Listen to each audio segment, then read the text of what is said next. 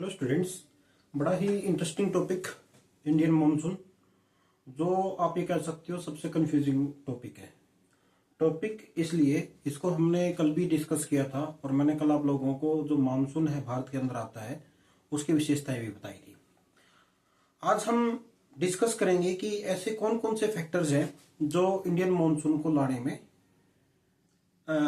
या उसको प्रभावित करने में मुख्य हैं। क्योंकि जब इंडियन मॉनसून आता है या इंडियन मॉनसून की स्टडी आती है तो उसमें हम बहुत सारे फैक्टर्स की स्टडी करते हैं। उसमें कुछ एक ऐसे फैक्टर्स हैं जो डायरेक्टली और कुछ एक ऐसे फैक्टर हैं जो इनडायरेक्टली मॉनसून के आने के ऊपर प्रभाव डालते हैं। आप लोगों ने ये भी देखा होगा या पुराने समय में एक चीज देखी होगी कि कभी कभार क्या होता है कि मॉनसून के अंदर जब वो पीरियड आता है, स्पेशली जून से लेकर सितंबर के मध्य तक का, तो उस समय पर भारत के अंदर बहुत ज्यादा वर्षा होती है। परंतु कुछ एक समय ऐसा आता है या कुछ एक साल ऐसे आते हैं कि जिसमें मॉनसून की वर्षा नाम मात्र होती है या होती ही नहीं है। अभी मेरे को थोड़ा सा जितना थोड़ी बहुत नॉलेज है उसके अनुसार जो बताते हैं 1987 का टाइम पीरियड एक ऐसा था जिसमें आप ये मानो कि बहुत ज्यादा सूखा पड़ा था। 1995 एक ऐसा समय था जो मैंने खुद एक्सपीरियंस किया है कि उस टाइम पर हरियाणा के मोस्टली पार्ट के अंदर बाढ़ आई थी और उससे बहुत सारा जो जनजीवन अफेक्ट हुआ था।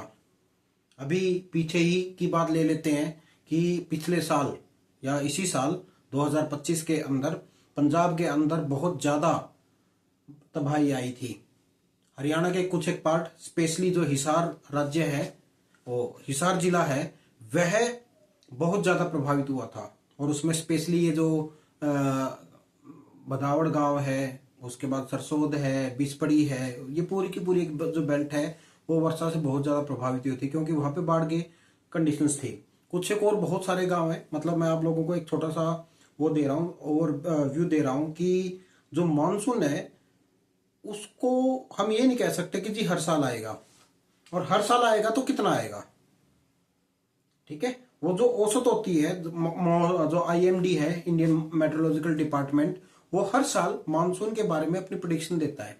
वो प्रिडिक्शन किसी न किसी चीज को बेस में लेके देता है कि जी अब की बार मानसून इतना रहेगा, 90% रहेगा, 100% रहेगा। जैसे पिछले साल की घोषणा क्या थी कि अब की बार मानसून में सामान्य से ज्यादा वर्षा होने की संभावना है। इस साल की प्रिडिक्शन कुछ और हो सकती है, उससे अगले साल की प्रिडिक्शन कुछ और हो सकती है।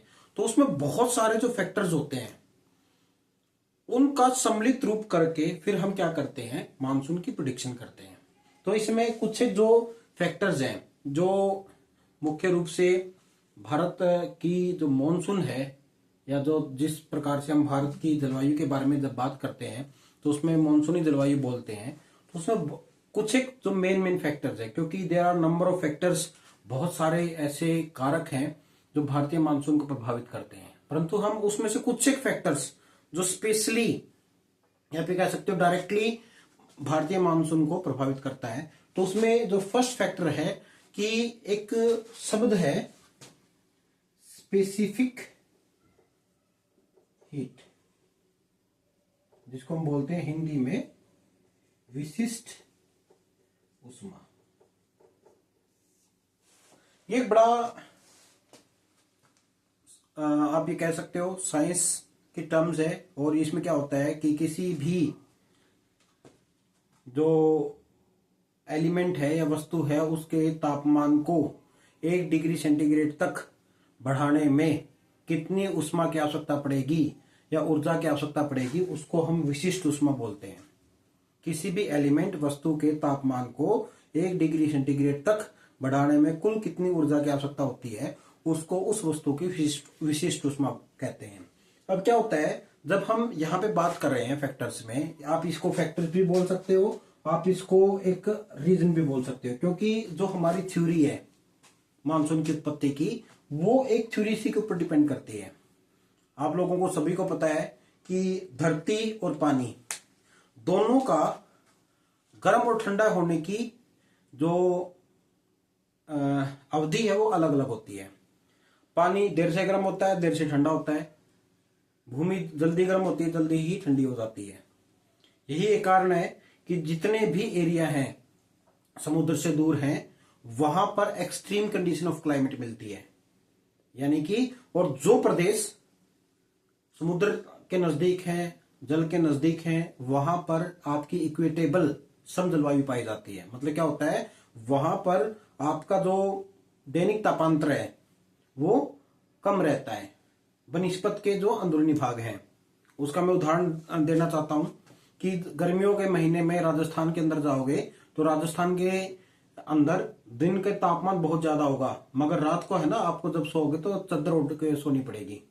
तो क्या हो गया, वो जो दैनिक तापांतर है उसके अंदर डिफरेंस आ गया। मैं बहुत अब बच्चों से एक क्वेश्चन पूछता हूं, रेंज ऑफ टेम्परेचर, ठीक है, मगर इस चीज को नहीं बताते। और इसको समझने का एक तरीका है, मैं क्लास में भी इस चीज को इस एग्जांपल से समझाता हूं, आप लोगों को भी समझाने की कोशिश करता हूं कि जब भी आप उसके ऊपर जाते हो शॉपिंग के अंदर, तो दुकानदार जाते ही कहता है भाई साहब या मैम या कुछ भी, रेंज किस रेंज में दिखाऊं, ठीक है, किस रेंज में दिखाऊं। तो आप क्या कहते हैं, भाई साहब आप एक काम करो 1000 से 1500 की रेंज में दिखा दो।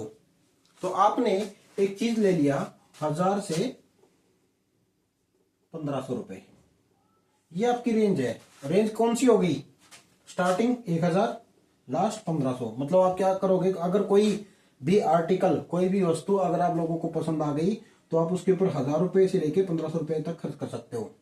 मगर वही आर्टिकल 1500 रुपए से ज्यादा जाता है तो उस कंडीशन में आप उसको खर्च नहीं करोगे, आप इनके बीच में कोई भी राशि होगी उसको खर्च करोगे।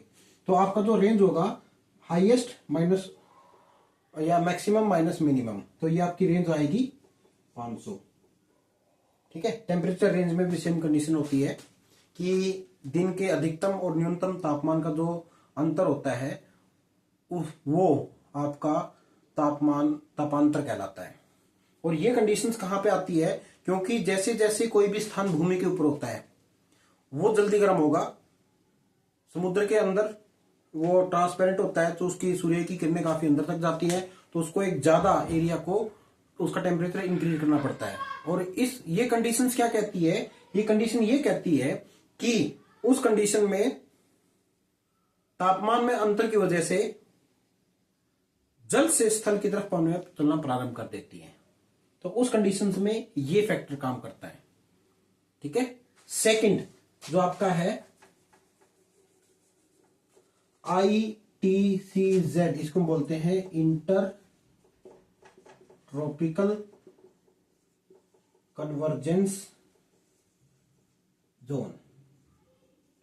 ये चीज क्या है, ये चीज ऐसे है, अगर आप थोड़ा सा उसके ऊपर आओगे, ये जो एरिया है ये है इक्वेटर, भूमध्य रेखा, यहां पर ऐसे करके, ठीक है, ये है सब ट्रॉपिकल, ये है सब पोलर और ये है पोलर। यहां से यहां और यहां से यहां पवनें चलती हैं, जिसको हम क्या बोलते हैं, ट्रेड विंड, ठीक है। ये जो एरिया होता है ये वाला, ये 5 डिग्री नॉर्थ और ये 5 डिग्री साउथ, 10 डिग्री, इस एरिया को बोलते हैं ITCZ, मतलब उष्ण इंटर ट्रॉपिकल उष्ण कटिबंधीय अंतःसरण अक्षेत्र, हिंदी शायद इसकी यही बनती है, मगर इसकी जो इंग्लिश है इंटर ट्रॉपिकल कन्वर्जेंस जोन। इसमें क्या होता है, जो इस तरफ की व्यापारिक पवनें हैं और जो इस तरफ की व्यापारिक पवनें हैं वो यहां पर मिलती हैं। और ये जो कंडीशन में बात कर रहा हूं वो कर रहा हूं 21 मार्च और 23 सितंबर की, जिस समय पर सूर्य की जो किरणें हैं वो सीधी भूमध्य रेखा के ऊपर पड़ती है। बट जैसा कि हमने डिस्कस किया था कि जो हमारी मॉनसून है वह मुख्य रूप से आपकी जून से लेके और सितंबर तक आती है। तो उस कंडीशन में हम बात कर रहे हैं, मान लो हम बात कर रहे हैं 21 जून की, मान लेते हैं 21 जून को क्या होगा, सूर्य की किरणें सीधी जो आपकी ट्रॉपिक ऑफ कैंसर उसके ऊपर आके सीधी चमकेंगी। तो जैसे ही वो शिफ्ट होगा, सूर्य अपने उत्तरायण की दिशा में आएगा, तो उस कंडीशन में क्या होगा, उस कंडीशन में ये जोन भी तो ऊपर की तरफ शिफ्ट करेगा। तो उस कंडीशन में क्या होगा, जहां पर जो inter tropical convergence zone 5 degree उत्तरी और 5 डिग्री दक्षिणी जो अक्षांश है उसके बीच में बनता है, इस कंडीशन में वो लगभग 10 से लेके 20 डिग्री नॉर्थ लैटिट्यूड्स के ऊपर बनना प्रारंभ कर देगा। ये इससे भी ऊपर जाता है। देखो एग्जैक्ट बिल्कुल फिगर नहीं मिलेगा आप लोगों को कहीं पे भी, मगर नॉर्मल कंडीशन में जो मुझे जानकारी है या जितना मैं ऑथेंटिकेटेड कर पाया हूं, तो उस कंडीशन में ये 15 से 25 डिग्री तक भी जाता है। जब यहां पे जाके ये पवने आपस में एक दूसरे से मिलेंगी, तो इस वजह से भी क्या होगा, आपका जो मॉनसून है वो पवने उत्पन्न होंगी। ये दोनों थ्योरी के पार्ट हैं जिसको हम आगे डिस्क्राइब करेंगे। ठीक है, एक तिब्बत का पठार और मध्य एशिया, ये क्या होता है, तिब्बत का पठार है नॉर्मल कंडीशन में, आप ये मान के चलो आसपास के क्षेत्र से 3 से 4 किलोमीटर की हाइट के ऊपर है। ठीक है, तो उसको ज्यादा टेम्परेचर मिलता है, तो उस कंडीशन में क्या होगा, वो आसपास के एरिया से जल्दी गर्म होगा और जल्दी ठंडा होगा।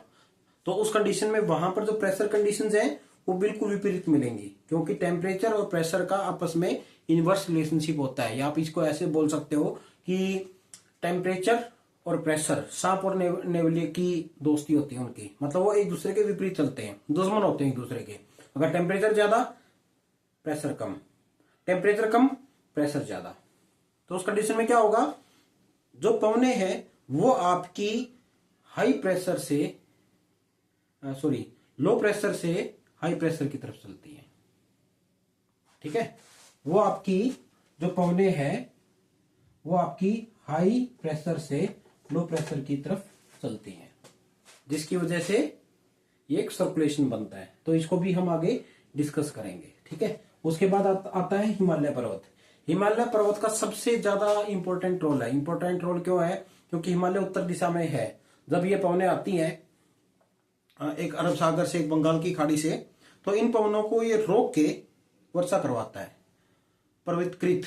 बाई चांस अगर ये पवने, ये पहाड़ ना होता, तो जो आपकी जो पवने हैं अरब सागर से है और बंगाल की खाड़ी से हैं, ये सारी की सारी जो साइबेरिया का क्षेत्र है या चीन की तरफ है या रूस की तरफ है, वहां चला जाता। और जो हमारा भारत है आज के टाइम पर हम हरा भरा देखते हैं, वो नहीं हो पाता। तो हरियाणा जो हिमालय पर्वत है उसकी हमारी क्लाइमेट में बहुत ज्यादा इंपॉर्टेंस है। अगर हिमालय ना होता तो जैसे जीवन हम आज जी रहे हैं वैसा नहीं होता। हो सकता है कि साइबेरिया की तरफ से जो ठंडी पवनें आती हैं वो हमारी लाइफ को और ज्यादा क्या डिफिकल्ट बनाती है। ठीक है, उसके बाद इंडियन ओशन डायपोल, ये चीज क्या होती है, ये होता है कि इंडियन ओशन के अंदर भी प्रेशर के अंदर चेंज आता रहता है। कभी एक तरफ उच्च वायुदाब, कभी दूसरी तरफ उच्च वायुदाब, तो उस कंडीशन में लगातार चेंज होता रहता है। इसको हम किस में स्टडी करेंगे, एसओ के अंदर, सदर्न ऑस्ट्रेलियन के अंदर हम इसको डिस्कस करेंगे, क्योंकि इसमें डार्विन और ताहिती दो स्थानों के बारे में हम इसको अच्छी तरह से डिस्कस करेंगे। उसके बाद एल नीनो और ला नीना। एल नीनो क्या है, एक गर्म जल की धारा है जो पेरू कोस्ट के ऊपर आती है लगभग 5 से 7 साल के बाद। इसको भी हम लंबे समय या जो आगे आने वाला समय है उसके अंदर डिस्कस करेंगे एक बड़े रूप में। मगर अभी एक चीज का ध्यान रखो कि जो इंडिया की जो मॉनसून है वो एल नीनो के ऊपर बहुत ज्यादा प्रभावित होती है। जो हर 5 साल बाद 7 साल बाद भारत के अंदर सूखा पड़ता है, उसमें एल नीनो का सबसे ज्यादा इंपॉर्टेंट होता है। ठीक है, एल नीनो आएगी, दिख गई, तो उस कंडीशन में भारत के अंदर मॉनसून कमजोर आएगा। ला नीना इसके बिल्कुल विपरीत होता है, नॉर्मल कंडीशन। और ला नीना जब आएगी तो उस कंडीशन में क्या होगा, जो आपकी मानसून है वो निश्चित समय पे और अच्छी मात्रा में आएगी। तो ये कुछ एक जो फैक्टर्स हैं वो इंडियन मॉनसून को बहुत ज्यादा प्रभावित करते हैं। तो आप लोग इनके बारे में थोड़ा थोड़ा स्टडी करो। अगर कोई चीज समझ में ना आई तो आप लोग पूछ सकते हो। और एक क्वेश्चन था जी, यूजीसी नेट की तरह आप तैयारी कराओ, तो जो मैं करवा रहा हूं वो यूजीसी नेट के बेस के ऊपर ही है, उसमें कोई अलग से नहीं है। सिलेबस जो होगा उसको आप लोग देख सकते हो, डाउनलोड कर सकते हो यूजीसी की वेबसाइट से। फिर भी अगर आपको ये लगता है कि जी कुछ और चीजें ऐड होनी चाहिए, सब्ट्रैक्ट होनी चाहिए, तो आप कमेंट बॉक्स में डाल सकते हैं। बहुत बहुत धन्यवाद। Thank you.